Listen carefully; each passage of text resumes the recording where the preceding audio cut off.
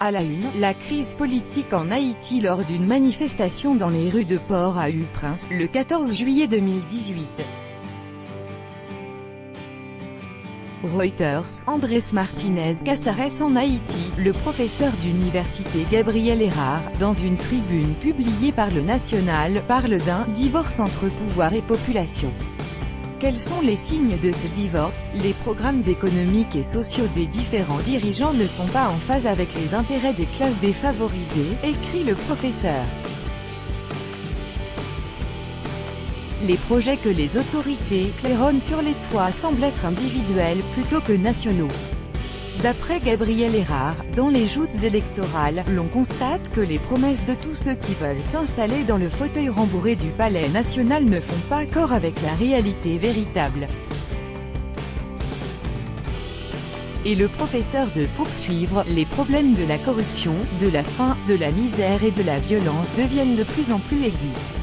Si les protagonistes sociaux et politiques ne se décident pas à fixer une direction cohérente à suivre dans la paix, le pire est devant nous. On sera alors face à une situation dans laquelle il n'aura pas de gagnant. Une Brésilienne morte lors de la répression au Nicaragua. Les violences au Nicaragua sont à la une de la presse brésilienne, et pour cause, une étudiante brésilienne a été tuée à Managua. Son portrait est à lire dans O Globo et dans Carta Capital, entre autres. Reneia Gabriel Lima, 30 ans, a étudié médecine à l'Université Americana de Managua.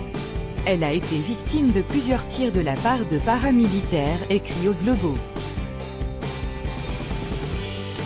Ça s'est passé lundi soir.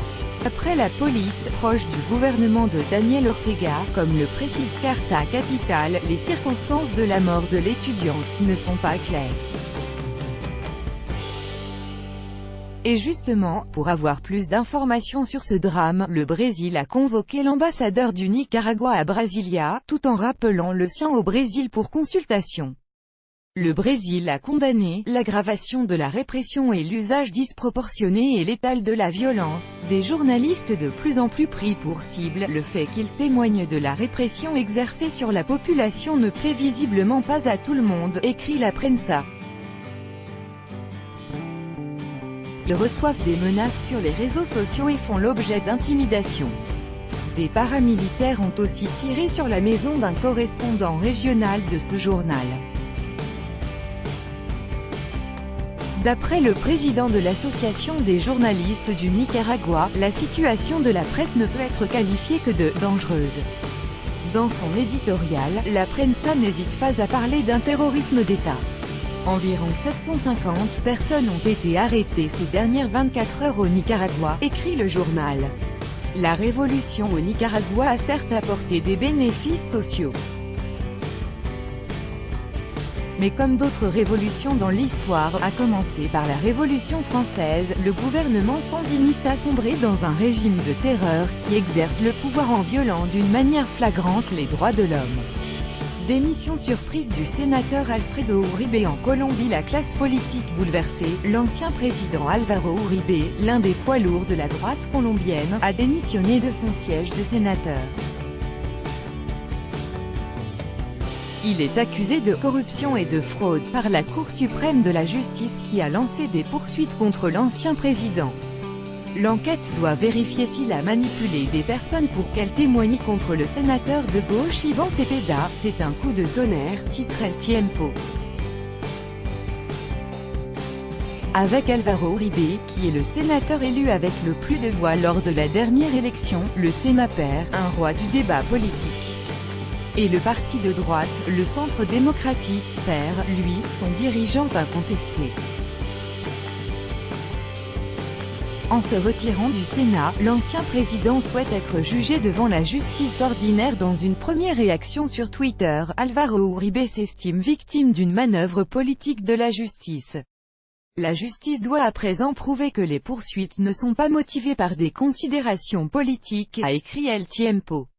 Une décision qui secoue le monde politique et judiciaire en Colombie, écrit l'hebdomadaire Semana sur son site internet. D'après Gustavo Petro, ex-candidat de gauche à la présidence, la démission d'Álvaro Uribe est une stratégie pour échapper à l'enquête. Un des gagnants de cette démission surprise pourrait être le président élu Ivan Duque. C'est ce que pense en tout cas un politologue interrogé par le New York Times. Duque, qui est plus modéré que son mentor, pourrait enfin s'émanciper un peu de son tuteur. 450 parents de migrants expulsés des États-Unis sans leurs enfants. Autre information à lire dans le New York Times, plus de 450 parents de migrants ont été récemment expulsés des États-Unis sans leurs enfants. L'administration Trump, en renforçant la lutte contre l'immigration, avait décidé de séparer les parents, arrivés illégalement dans le pays, de leurs enfants. Mais devant le tollé international qu'avait provoqué cette pratique, les autorités ont fait marche arrière. Mais elles peinent à regrouper enfants et parents, souvent faute de les avoir correctement enregistrés. D'après des avocats cités par le New York Times, plus de 450 parents ont donc été expulsés ou bien ont quitté le pays sans leurs enfants. Certains d'entre eux auraient accepté une expulsion rapide, pensant qu'ils retrouveraient vite leurs enfants, estima un avocat. En fait, la justice a donné au gouvernement américain un délai jusqu'à demain jeudi pour regrouper 1500 parents et enfants.